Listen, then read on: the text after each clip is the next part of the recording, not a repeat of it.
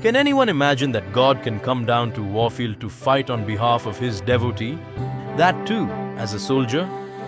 Yes, this is the story of Gajapati Maharaj Purushottamdeb, the king of Kalinga, former name of Odisha. He was the second king of Gajapati dynasty in Odisha. There is a tale named as Kanchi Abhiyan. In those days, southern empire of Vijayanagar and Kanchi were ruled together. King Purushottamdeb was valorous and settled issues with the southern states, and the king of southern state, Narasimhadeva Raya, proposed marriage of his daughter Princess Padmavati with Gajapati king, who accepted the proposal as he had fallen in love with the princess at the first sight. The minister of Kanchi visited Gajapati Maharaj during Rath Yatra. Though he was awestruck at the magnificent chariots and the crowd, he was shocked to find the king holding a broom and sweeping the chariots, which was a service by the king to the deities during Rath Yatra, the annual car festival.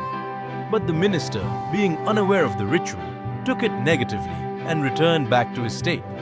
He reported to his king Narasimhadeva what he saw in the festival and mentioned that will be insult to marry the princess to a sweeper. The king also replied the same to Gajapati. Gajapati king took it as an insult and waged war against Kanchi, but was badly defeated. He came back and mentioned his sorrows to Sri Jagannath for being insulted while serving him. God appeared in his dream and asked why he didn't inform before going on war. Next time, when he goes for war, he should tell them. King Purushottamdeb again launched war, and this time he prayed to God before moving out. As promised, Lord Jagannath, accompanied by his elder brother, Lord Balbhadra, rode on white and black horses as soldiers and moved ahead of the king's army. The tale goes on. The journey was long. Both the brothers were thirsty. On a deserted place in the way, they saw an old woman selling buttermilk. They approached her and requested for the cool drink. When the woman asked money for the buttermilk, Lord Jagannath gave away his ring and mentioned the Tanadam. They are soldiers and don't have money. But the next day, the king will come on that particular path along with his army.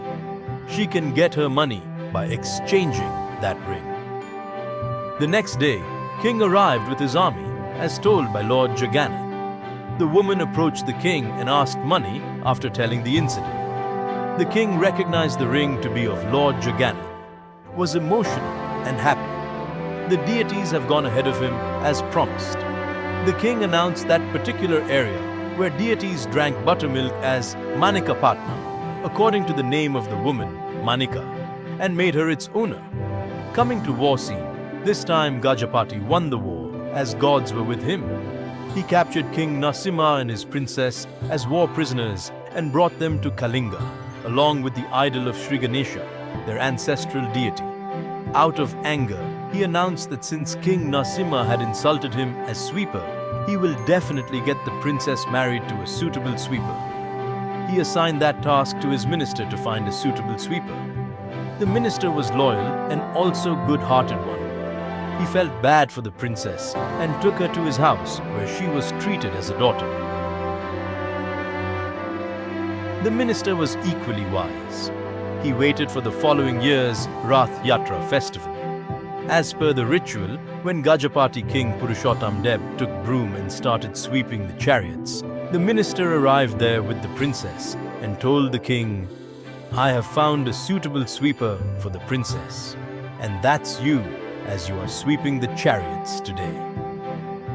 The king and princess were surprised and happy as well, and their marriage was performed in front of the deities. So, this is the great story of devotion and love, where God came down to help devotee to win the war and get his love. Keep watching for more such stories.